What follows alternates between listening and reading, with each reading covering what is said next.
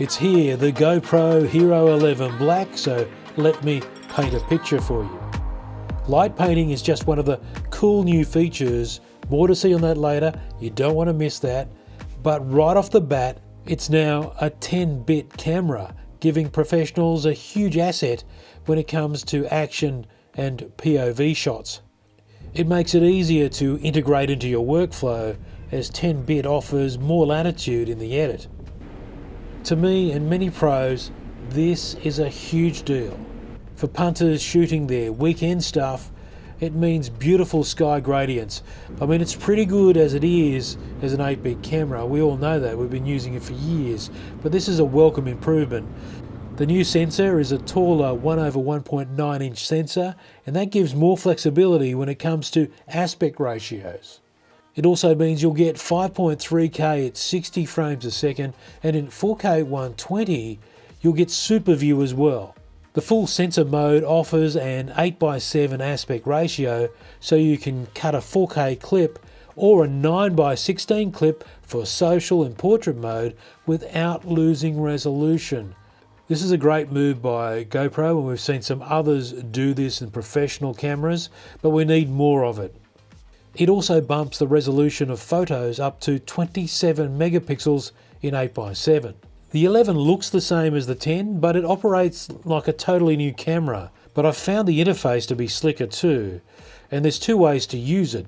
Essentially, a simple point and shoot mode called Easy, or Pro, which reveals all the settings that we love to get stuck into. But if you're an absolute doofus when it comes to using a camera, then the Easy mode is the one for you. There's a lot to like about this new GoPro.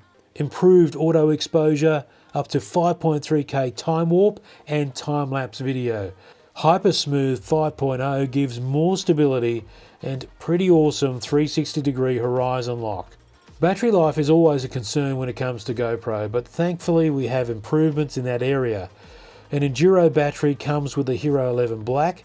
If you want to squeeze more out of the battery, then you can dial back the quality. Or you can do what I did, get a Volta battery pack that doubles as a controller and a stand. That combination is ideal for night effects. If there's one word I could use to sum up the GoPro Hero 11 Black, it is fun. And I'm going to use light painting. It's not like a time lapse, but light painting, so it's going to generate the light when something's moving, and that is usually with a ferry out there. So it's just such an exciting move by GoPro, and I think that makes it a fun camera, and that makes an absolute necessity when you get to the stocking stuffers later this year. Light painting is one of 3 night effects that make great videos. Light Trails offers something more traditional for cars. The previous couple of nights at Sydney Airport, I got results like this. But what really surprised me was the quality of the Star Trails effect, because it's not just about the stars. Frustratingly, I battled the clouds for several nights, but it gave me some unexpected results. So if you love clouds, give it a go. Look at the effect that I got, just streaking across the sky in very low light. Just an amazing result. And they were so varied. You've got to give it a go. You can vary the length of the trails in the settings, so there's so much flexibility. It really is something you can spend hours, days, months doing. I didn't have time for that, and I didn't want to leave a secret new camera sitting near the beach overnight. I found a 3-hour recording was pretty good. GoPro is pushing the subscription model hard. Your videos will upload automatically when charging, and the Quick app will also make a video edit for you. There are other benefits too to the membership. There's also a GoPro 11 Black Mini. It's just as capable for video and photos. In fact, it's exactly the same, and that means 10-bit H.265 video. Incidentally, H.265 is the only codec you'll get in the new GoPro.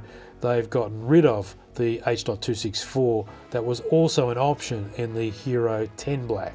The Mini is obviously smaller with no screen and a minimal display. With a sealed-in battery, it's ideal for helmets and other places where weight and space is critical. It's also got 2 ways to attach it built in, so that's pretty handy. We didn't get to see the Mini, so there's no first look or review, But if it's just as good as its big brother, I'll be buying several when they become available from October 25 for $499.95 AUD. That's for GoPro subscribers, $649.95 for everyone else. The GoPro Hero 11 Black will cost you $799.95 Australian, that's outright. With a subscription, you'll pay $649.95. I'll have more videos soon, so check back if you're still considering, but I reckon this is a great buy, no doubt about it, the best GoPro we've seen, and that 10-bit, oh, that's sweet.